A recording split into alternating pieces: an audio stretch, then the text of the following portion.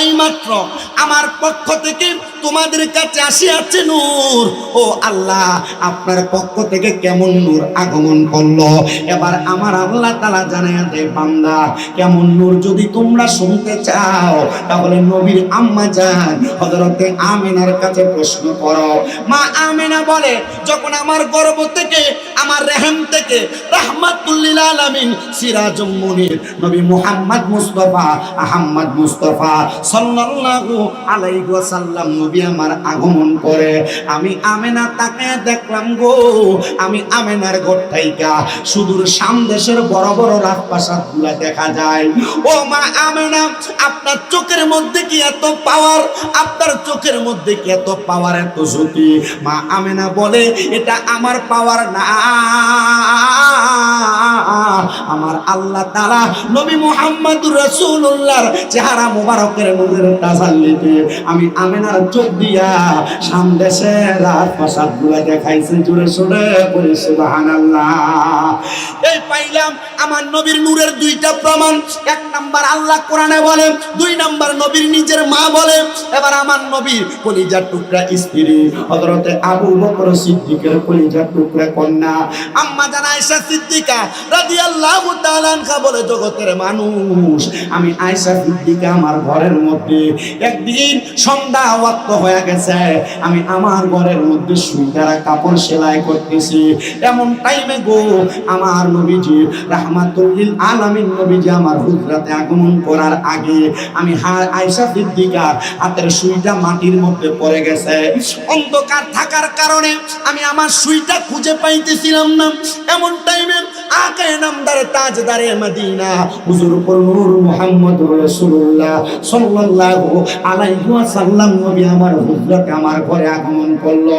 আমি তাকে দেখলাম, নবীজি যখন আমার ঘরে প্রবেশ কইরা নবীজির জবান মুবারকে আমি আয়েশাকে সালাম প্রদান করলেন। আমি আয়েশা নবীজির দাঁত মুবারকের নূরের আলোতে ওই হারানো সুইটা খুঁজে পেয়েছি। চিন্তা করে দেখেন, নবীজির দাঁত মুবারকের নূরের আলোতে মা আয়েশা সিদ্দিকা হারানো সুই খুঁজে পায়, কিন্তু বাতের ফেরকারা আমার নবীর নূর মানতে তাদের বড় কষ্ট হয়। বলে, হুজুর কেমনে নূর মানবো না? আমার আল্লাহ তাআলাই তো নবীর নূর বলেছে, কিন্তু বান্দারে নবীর নূর মানতে বড় কষ্ট হয়। যুব সমাজ বড় সতর্ক থাকতে হবে। আমাদেরকে বাতিল ফেরকারা পাকড়াও করতেছে, বলতেছে আল্লাহই তো কোরআনে বলেছে, কুল ইন্নামা আনা বাশারুম মিসলুকুম ইউহা ইলাইয়া। আল্লাহ তো বলেছেন নবী আপনি তাদেরকে বলে দেন আপনি তাদের মতোই একজন মানুষ। তাহলে আপনাকে কেন দুনিয়ার মানুষ নূর বলতেছে? মনে রাখতে হবে, কোরআনুল কারীমের প্রত্যেকটা আয়াত কোনো না কোনো কারণে নাযিল হয়েছে। কোরআনের প্রত্যেকটা আয়াত কোনো না কোনো কারণে নাযিল হয়েছে।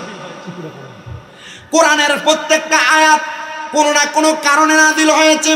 ইয়া রাসূলুল্লাহ, তাহলে আপনাকে যে আমার আল্লাহ তাআলা আমাদের মতো সাধারণ মানুষ বলল এই আয়াত কেন নাযিল হয়েছে? এই আয়াত নাযিল হওয়ার কারণ হলো, কাফেররা তাকে দেখলেন আল্লাহর হাবিব সাল্লাল্লাহু আলাইহি ওয়াসাল্লাম নবী যখন ইসলামের দাওয়াত দেয়, তখন নবীজির কাছে কাফেররা দলে দলে আইসা সেই ইহুদিরা মুসলমান হয়ে যায়। আর আবু জাহেলের মাথা বড় খারাপ হয়ে গেছে। দেখছনি মুহাম্মদ কেমন ইসলামের দাওয়াত দেয়, ওনার ইসলামের দাওয়াত পায়া আমাদের ইহুদি ধর্ম ত্যাগ করে মানুষ মুসলমান হয়ে যায়। বড় সুন্দর কথা। আরে মুহাম্মদকে মানুষের কাছে কালার করা লাগবে। দেখবেন আমাদের সমাজে কোনো মানুষ যদি কোনো ভালো ভালো কাজ করে, সমাজে এমন অনেক ফুঙ্গা সেন্ডা আছে তারা ভালো কাজ করেন না, মানুষকে ফেসন দিয়ে টান দিয়ে ধরে রাখে। আপনারা বলেন এমন শয়তান মার্কা মানুষ সমাজের মধ্যে আছে না নাই? আল্লাহ কোরআনে তাদেরকে বলে উতুল্লিম বাদা যালিকা যালিম। আল্লাহ তাদেরকে কয় তারা হলো জালিম, তারা বদমাশ, তারা খারাপ মানুষ। আল্লাহ তাদের পরিচয় আপনি কেন দিলেন? বলে তারা সমাজের ভালো কাজগুলো দেখতে পারবে না, সমাজে উন্নয়নমূলক কোনো কাজ দেখতে পারবে না, তারা সমাজে কোরআন সুন্নাহর দাওয়াত তারা দেখতে পারবে না। এটার কারণ আর অন্য কোনো কিছু না। যদি সমাজের মানুষ কোরআন সুন্নাহ মোতাবেক চলাফেরা করে, তারা সুদের ব্যবসা করতে পারবে না, ঘুষের ব্যবসা করতে পারবে না, তারা হারাম কোনো কর্মকাণ্ড পরিচালনা করতে পারবে না, নেশাগ্রস্ত বিক্রি করতে পারবে না। এই জন্য আপনারা বলেন সমাজকে সুন্দর, হারামখোর যারা, সুদখোর যারা, ঘুষখোর যারা, পরের হক মেরে মেরে খায় যারা, নেশাদ্রব্য বিক্রি করে যারা, খায় যারা, আপনারা তাদের থেকে বেঁচে থাকার চেষ্টা করবেন। মনে রাখবেন এদের সঙ্গে কোনো বন্ধুত্ব করবেন না।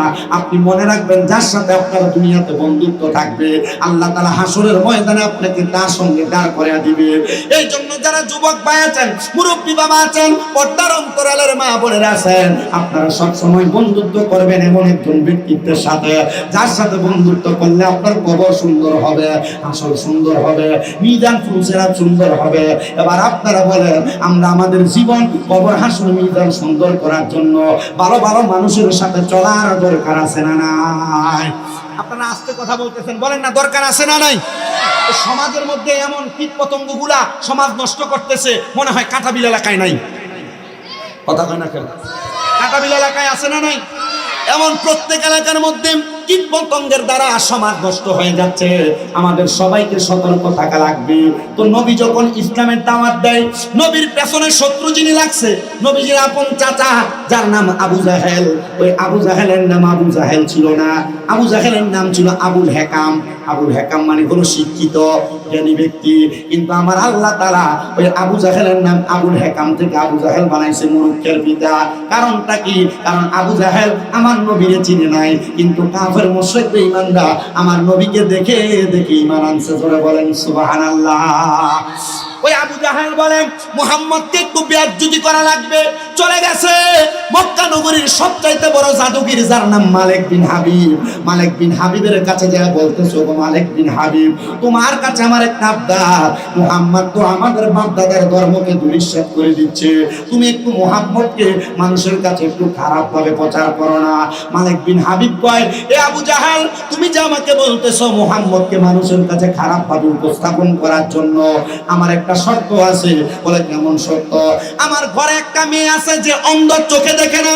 এ আবু জাহেল, আমি যদি মুহাম্মদকে মানুষের কাছে কালার করে দিতে পারি, তাহলে তুমি বলো আমার এই কন্যাটার চোখটা চিকিৎসা করে তুমি ভালো করে দিতে পারবা কিনা? আবু জাহেল কয়, শুধু এইটা না, তোমার যদি 10টা কন্যা থাকতো, আমি এই কাজের বিনিময়ে তোমার কন্যাদেরকে ভালো করার চিকিৎসার খরচ দিতাম। হাবিব বিন মালিক রাজি হয়ে গেছে।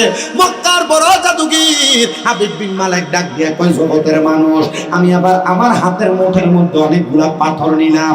পাথর নিয়ে আল্লাহর হাবিব মুহাম্মদুর রাসূলুল্লাহর কাছে যা প্রশ্ন করলাম, ইয়া মুহাম্মাদা, আপনি বলেন তো আমার হাতের মধ্যে কি? আপনি যদি সত্য নবী হন, আপনি যদি হক নবী হন, আপনি যদি আল্লাহ তাআলার প্রতিনিধি হন, তাহলে আপনি বলতে পারবেন আমার হাতের মধ্যে কি?